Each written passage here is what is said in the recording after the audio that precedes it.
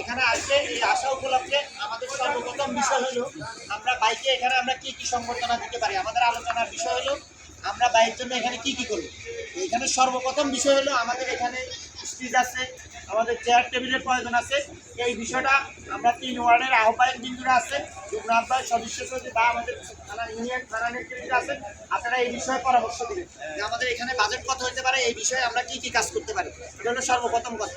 তারপরের কথা হলো আমরা যারা আসবো কীভাবে আসবো সেটা হলো একটু পরের বিষয়। সেটা হলো আমরা অনুষ্ঠানটা সুশৃঙ্খলভাবে কীভাবে করা যায়। এটা অনুষ্ঠান বড় লোক করি, বড় হাজার হাজার লোক করলাম, ধাক্কা ধাক্কি এলো, আগে সৌন্দর্য পাইলাম না, তাইলে এমন অনুষ্ঠান করাচ্ছে না করা হবে।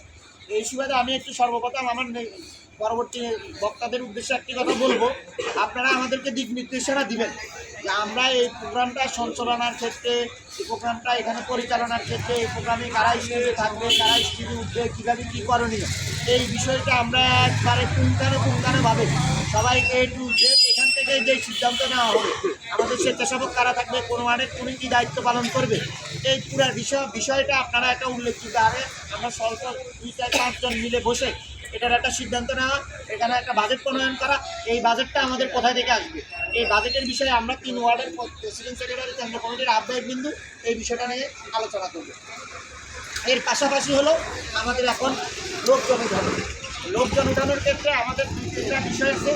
বিষয় হলো 3 আছে, 3-এর লোকজন কীভাবে আসবে, এটা 3-এর লোকজন লোকাল নেতৃবৃন্দের সাথে সমন্বয় করে আসবে।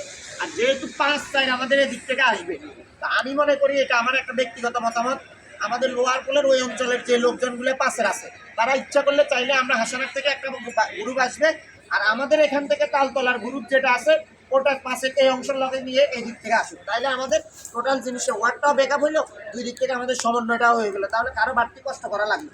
আবার মনে করেন হাওয়া বনের লোকজনও তো আবার এদিক দিয়ে হাঁটে আসতে দরকার কি আমরা ওই দিক দিয়ে হাসানার দিয়ে এদিক দিয়ে আসি, ওই দিকের লোকজন পাশের ওই লোকজনগুলো, যেমন আমাদের হাসনার স্কুলের পিছনের বাড়িটা হলো পাশ, ওই লোকজনটা আবার এই তালতলা ঘুরে আসতে চাইবে না। আমার একটা অনুরোধ, পাশের ওই অংশের লোকজন ওই দিক দিয়ে 60 নম্বর ওয়ার্ড থেকে আসো, 4-এর এই অঞ্চলের লোকজন আবার যখন 5 আসবে ওরা তালতলা অবস্থান করবে, তালতলা থেকে ওরা এদিকে আসবে। এর পাশাপাশি আরেকটা কথা বলি, যেহেতু বুলু ভাই আমাদের এখানে আসবে, আমরা তো এখানে মেলা অনেক বড় বড় নেতারা আছি, কেউ কেউ আছে নিজের এলাকাতে বুলু ভাইয়ের লোকে দৌড়াদৌড়ি করতে হয়।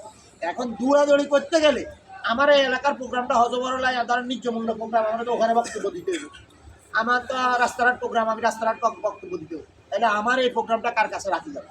আমরা যারা এখানে নেতৃত্ব দিব আমাদের প্রোগ্রামটা নিয়ে আমাদের ব্যস্ত, এর বাইরে আমাদের কোনো কিছু নিয়ে আমাদের কোনো কথা বলা হবে না। আমাদের শুধু আমরা 4-3-5-এর প্রোগ্রামটা কীভাবে কত সুন্দর করে এটা আমরা ফুটিয়ে তুলতে পারি। আমার একটা বিশ্বাস, আমরা সবাই চেষ্টা করলে আমরা 16 ইউনিয়নের মধ্যে এবং শরীফপুর ইউনিয়নের মধ্যে সবচেয়ে সুন্দর প্রোগ্রামটা আমাদের করা সম্ভব।